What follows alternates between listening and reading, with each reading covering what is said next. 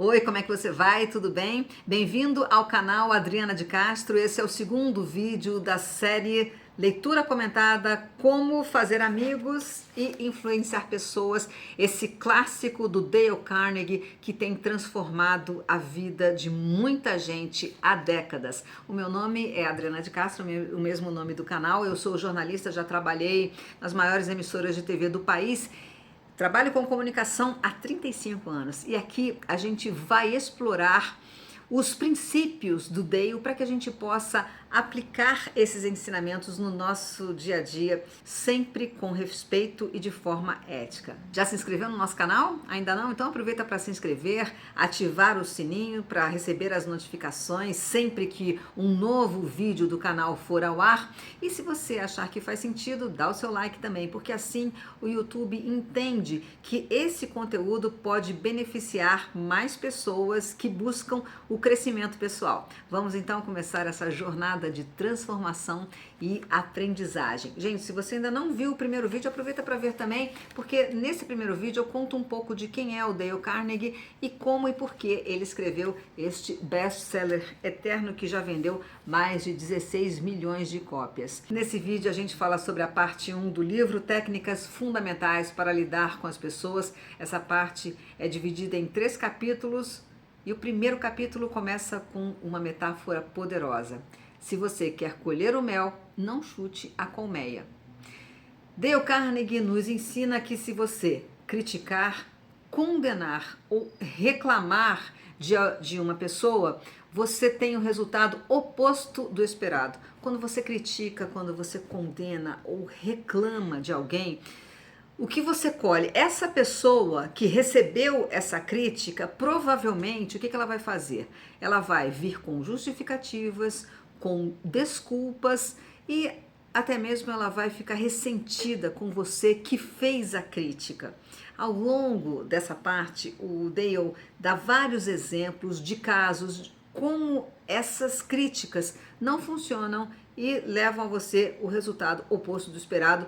Ele começa falando sobre criminosos e ele dá um exemplo também do Al Capone, que apesar de ter sido um gangster, um homem que matava e mandava matar friamente, uma pessoa que agia fora da lei, extorquia os outros, cometia inúmeros crimes, mesmo Al Capone, ele não se considerava um criminoso, ele se considerava um benfeitor e achava que o que ele fazia estava prestando um serviço para a sociedade. Ou seja, mesmo quando você faz uma crítica de um erro real, você está fazendo ali uma crítica direta, olha, você agiu assim, você mandou matar pessoas, mesmo assim a pessoa não muda o comportamento e não aceita essa crítica. Continuando esse capítulo das abelhas, se você quer colher o mel, não chute a colmeia, o Dale cita um exemplo histórico que aconteceu com o presidente Abraham Lincoln durante a Guerra Civil Americana. Num determinado momento, o exército do Sul estava batendo em retirada. E o que aconteceu foi que tinha chovido muito e o rio Potomac estava cheio. As tropas então ficaram encurraladas. O Lincoln, eles não conseguiam sair dali. O Lincoln pensou, nossa, esse é um momento maravilhoso para o nosso exército atacar. Ele foi e enviou uma carta para o general dele, o general Meade, mandando que ele atacasse imediatamente as tropas do Sul. O que aconteceu? O general Meade não obedeceu o Lincoln. Ele então ficou furioso, falou, como assim? A gente podia ter vencido a guerra exatamente ali naquele momento. Como é que ele foi capaz de não cumprir uma ordem minha expressa? O que ele fez? Ele escreveu uma carta dizendo assim: meu caro general, não posso acreditar que o senhor tenha compreendido a extensão do infortúnio no tocante à fuga de Lee, o general das tropas do Sul. Ele esteve em suas mãos. E se o senhor tivesse apertado o cerco, considerando os últimos sucessos do nosso exército, a guerra agora teria chegado ao fim. Mas depois do que sucedeu, a guerra irá se prolongar indefinidamente. E aí o que você acha que aconteceu quando o general recebeu essa carta? Não aconteceu nada porque o Lincoln não mandou a carta. Ele pensou assim, o que vai adiantar eu enviar essa carta cheia de críticas. Eu posso criar um conflito sério ali. Eles já estavam nesse momento de guerra. E ele pensou, já aconteceu, a gente não conseguiu, ele não fez o que eu pedi. Se eu mando essa carta, o general pode até pedir para sair do comando das tropas, o que seria um enorme problema. Ele pesou tudo isso e ainda pensou o seguinte: eu tive essa decisão de atacar as tropas, o exército do sul aqui, no conforto do meu gabinete. Mas será que se eu tivesse ali no campo de batalha, como o general Meade, vendo os horrores da guerra, vendo o sofrimento dos meus soldados, muitos feridos, outros mortos, ouvindo aquelas bombas, em toda aquela, vendo ali de perto toda aquela situação, talvez se eu tivesse ali, eu tivesse tido a mesma atitude que o meu general. Não é à toa que o Lincoln, até hoje, é inspiração como um grande líder para vários presidentes americanos. Então, o Dale Carnegie convida a gente a, quando estiver passando por uma situação dessas, de conflito, antes de você fazer uma crítica, parar e ter um pouco de empatia pelo outro, compreender de fato qual é a perspectiva da situação através do ponto de vista da outra pessoa e também do sentimento, o que está se passando naquele momento, por que aquela pessoa está tomando aquela atitude. Quando você faz isso, com certeza você vai ter melhores resultados do que simplesmente criticar, que como a gente vê durante esse capítulo inteiro, não dá resultado, ao contrário, dá o resultado oposto do que a gente precisa, do que a gente quer. Agora, trazendo esse exemplo para um ambiente corporativo, para o nosso dia a dia. Imagina numa empresa um gerente que está constantemente criticando, condenando em público o seu time, falando coisas ruins sobre a equipe. Você imagina o ambiente que esse gerente causa nessa equipe? Provavelmente um ambiente de tensão e muita desmotivação. Ao passo que se, ao invés dele fazer essas críticas durante a reunião, na frente de todo mundo, se ele chamar cada uma dessas pessoas individualmente para conversar, para saber o que está se passando, oferecer apoio, querer de fato oferecer ajuda para cada uma dessas pessoas, com certeza o ambiente de trabalho vai ser modificado e as pessoas vão ficar muito mais motivadas para cumprir as tarefas que estão sendo pedidas. Eu lembro, talvez você tenha também esses exemplos na sua vida. Eu lembro uma vez quando eu trabalhava na TV Manchete, a Alice Maria, diretora, na época, uma grande diretora, foi responsável por toda a concepção do telejornalismo da Rede Globo, junto com o Armando Nogueira, e que eu tive o privilégio de depois, ao longo da minha carreira, trabalhar com os dois. Uma vez ela me chamou, eu estava começando a carreira, e eu lembro como se fosse hoje, que ela me chamou para conversar, para saber o que eu estava achando do trabalho. Eu era recém-contratada ali da TV Manchete, e aí ela foi e colocou a mão aqui assim no meu ombro e falou: Adriana, por que você usa esses blazers? Gente, isso daí eu tô falando de 1992, por aí, que a gente usava aquelas ombreiras enormes. Ela fez assim: você não tem esse ombro todo?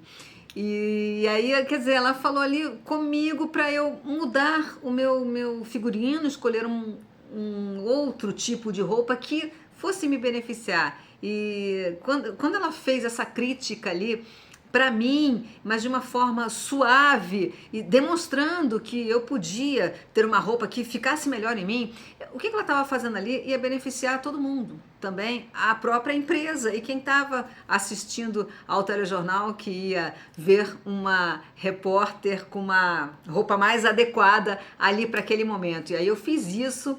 Passei mesmo ali naquela época de 90 e poucos, que a moda era usar aquelas ombreiras gigantes, mudei e até hoje eu lembro disso com o maior carinho. Muito obrigada, Alice, por tudo que você me ensinou. Vamos dar um outro exemplo. Imagina um outro exemplo também numa empresa. Imagina se você tem um colega que constantemente entrega as tarefas com atraso. E aí você vai e critica esse colega em público.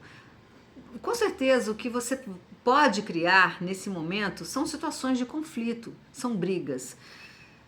Se ao invés disso você chamar esse colega ou ter a oportunidade de conversar com ele em algum momento, saber quais são os desafios que ele está passando, por que exatamente ele não está entregando essas tarefas na hora certa, com certeza ele pode mudar e você vai ter contribuído não só para ele conseguir entregar o trabalho em dia, mas também para toda a equipe. Porque muitas vezes, quando tem um colega que atrasa na entrega de alguma coisa, isso prejudica a equipe inteira, consequentemente toda a empresa. Agora pensa numa situação recente que passou com você. O que aconteceu quando você criticou alguém? Essa pessoa mudou o comportamento ou ela tentou se justificar? E também veste a carapuça. Imagina quando alguém critica você. Como é que é o seu comportamento? Como é que você se sente? Houve alguma mudança depois da crítica? Na grande maioria das vezes, a crítica não produz o resultado desejado.